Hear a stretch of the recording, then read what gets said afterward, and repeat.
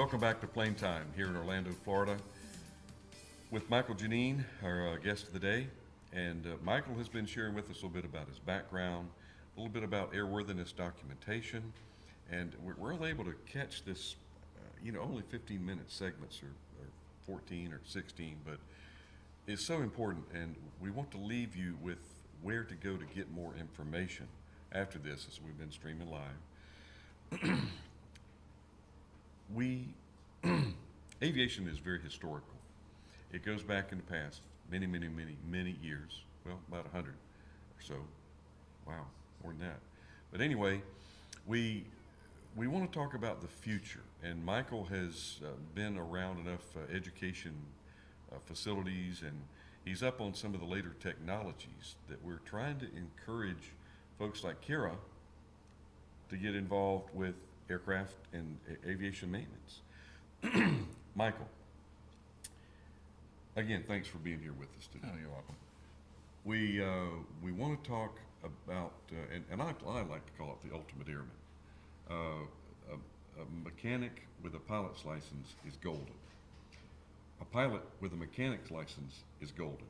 You take and throw in some ATC components and some engineering components, and you've got a real combination of somebody that's really not only enjoying what they do, or else they wouldn't have all those certifications, but how to make that appealing to young people. We used to be young people. Now we're old people. It is true. How do we make this compelling and to get young people to say, wow, that's cool, I'd like to do that? Well, like in everything today, is technology. Technology changes all the time, and aviation keeps up with the latest technology for innovations and improvements. Look at the materials the aircraft are made out of today as opposed to what they were made out of 40 years ago when you were young. They're not. They weren't wood and stitching No. and baling wire? Carbon fiber and composites were not available, or not even developed 40 years ago. And now they are. In today's digital technology, everything has gone to the digital age in the major repair facilities.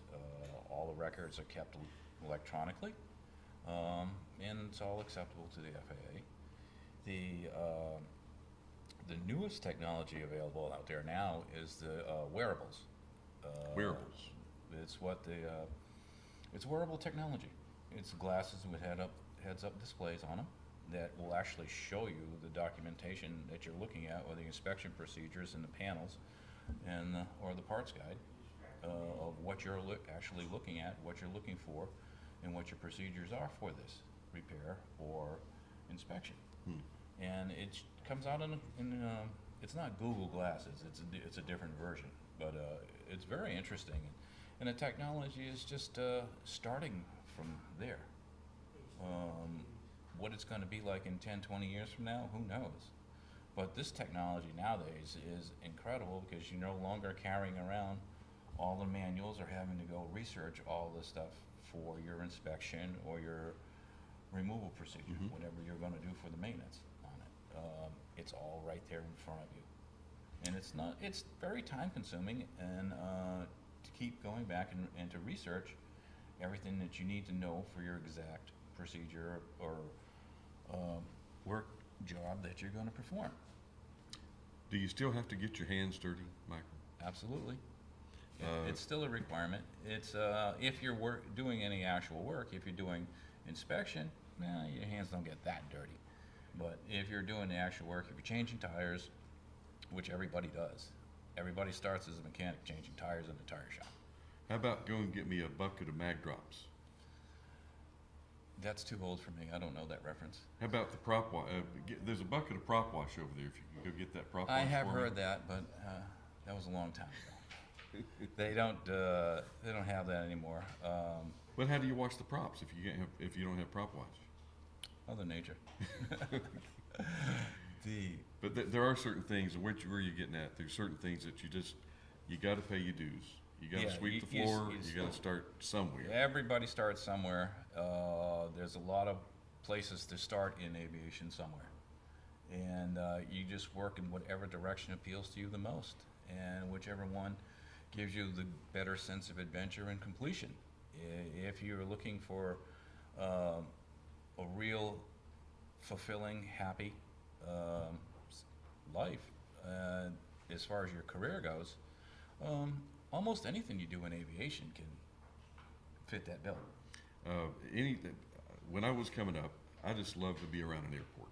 Airports have a certain amount of just mystique and a certain amount of romance, because you look at all those little airplanes sitting on the ramp, and they can go anywhere literally in the world. And you know, from Globe Aero, In a short distance, in a short time. literally they can go anywhere in the world, and there's a certain amount of mystique about that. But getting your hands dirty, and the new technology is going to be interesting to see. And I was not aware of the heads-up display as you were actually working on something. Oh yeah, that's a very interesting technology, and it's the advances in electronics and all the equipment. The prices are coming down for all of this stuff. It's like the price of TVs years ago, back when you were young. Ouch. And it's changing on a rapid basis. And the only thing that really doesn't change are the rules and the regulations. But once you learn that, everything else it's a different day. It's a new day, a different day. And I've totally enjoyed my adventure in aviation.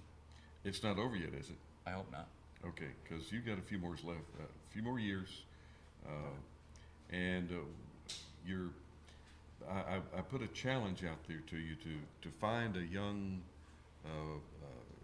lady, a young man that has an interest, and just kind of drop some breadcrumbs to them about how they would go about getting involved with this, and see if it's their thing. It may not be your thing, but if it is, if it has an interest. Yeah, there's a lot of ways to do the initial start in it, whether you want to attend a formal school program, or if you just want to start hanging out like you did at an airport and start seeing what you can do, what you can pick up, and what you can learn, either flying aircraft, maintaining them, or buying them and selling them.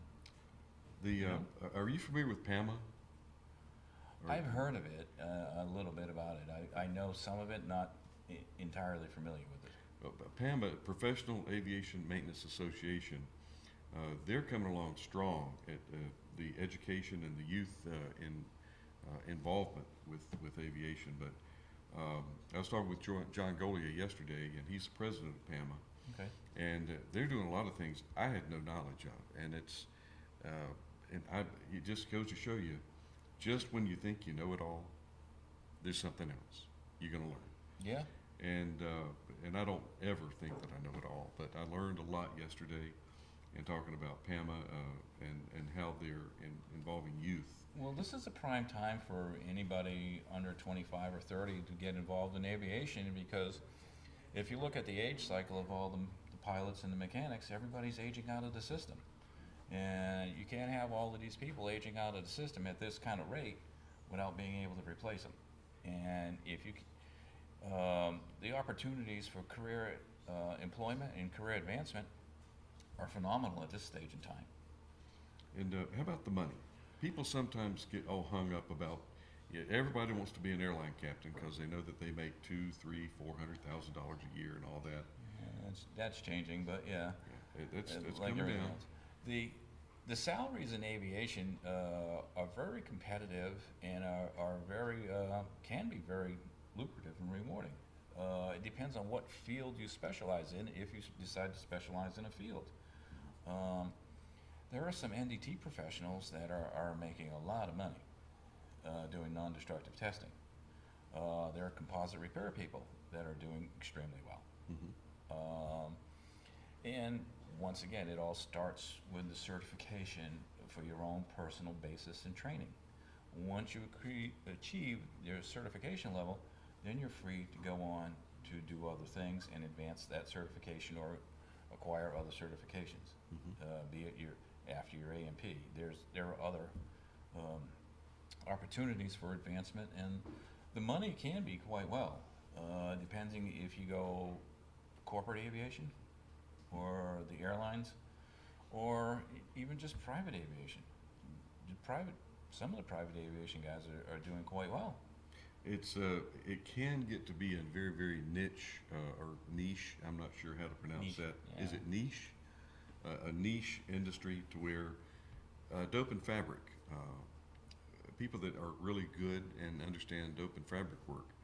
There's not a lot of dope and fabric airplanes running around out there. However, if you do happen to have one, and somebody pokes a hole in your fuselage, what do?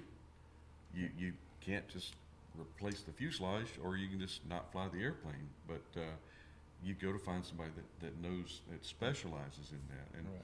it's the specialty, I guess. Is what we get. Specialties don't always apply to airplanes only. They apply to engines and propellers as well. You can have engine shops that specialize in a certain type of engine, or you can have propeller shops that specialize in one type of manufacturer. And in the engine department, you still have the pistons and the jets and the turboprops. You can go between either one of those three varieties of engines, and you specialize in any one of those. And you can spend an entire career just specializing in one type of engine. And a lot of people and a lot of organizations do that. Speaking of which, we will be getting up at some point up to Leeward Air Ranch in Ocala, and Richard Porter, a friend of ours, has it's the only radio repair station in the country at this point. No. It's probably east of the Mississippi. East of Mississippi. Yeah. It's the newest one, probably, because he just was certified, last year? Next year, yes. But I understand he has a pretty decent shop. He does a good job, and would be probably a good example for us to take our crew and memorialize all of his hard work and effort to bring that shop to Yes, market. he's specialized in an engine that hasn't been produced since the 50s. It's the Pratt Whitney Radial, the 985. It's still in current use today on a lot of airplanes, and there's still a decent market for this engine that because there's quite a number of airplanes that still use it. So it gets back into supply and demand. Supply and demand. And Wow. And there goes your salary issues. If you're looking for something that's going to pay you a decent salary for the rest of your career, figure out what the supply and demand is for. And it's good, stable. I would like to say stable. Of course, what is stable these days other than death and taxes? But stability sometimes is from within. And if you enjoy what you're doing, again, you never work a day in your life. No. And I've totally enjoyed my adventure in aviation every day. and it's not over yet. I hope not. Okay. I hope not. But is there anything as we wind down this today here, June 27th, 2020, Orlando, Florida? Anything you'd like to leave us with as you made it through the interview? I would hope and wish that anybody's thinking for a career in aviation to give it a try and see what you're looking for, and you'll find something that's interesting. I know that much. And the way to do that is to go hang out at the airport, or Go to school or read and follow online. See who's live streaming stuff like this. is there anything on the internet about aviation or aviation safety and maintenance? There should be a lot of stuff on the internet about aviation safety, and just keep using your search engine, whichever one you choose, and just keep looking for it. You can find practically everything you need and don't need on the internet. The thing that probably, as a parting shot here for today, is if you're going to do something, do it right. And I think that aviation is the one thing where you need to do it poster right. child about doing it right, because you can't just pull over off the side of the airway. And what was that funny noise in the tail? You need to make sure that funny noise in the tail is fixed before you take off, and that way we'll keep our system safe, and we won't hurt people. Okay. Yep. Michael, Thank you, man. thank you so much for joining us today. You're And welcome. we're going to give you the rest of the day off, and we're going to double your pay. Ooh. Gee, thanks. Thank you very much, folks, for your time and attention. And we do look forward to improving this process. There's a lot going on differently with Zoom meetings and this is very integrated. It was our friend Bob Nacero brought up the term on camera one, as opposed to the independent interviews that we do. And we don't want to lose that personal touch. And again, we're right in the middle of their COVID-19 problems today. But let's not keep too far apart. Let's keep that interaction going around, because we are people, and we are the most gullible and the most impressionable and the most professional people in the world.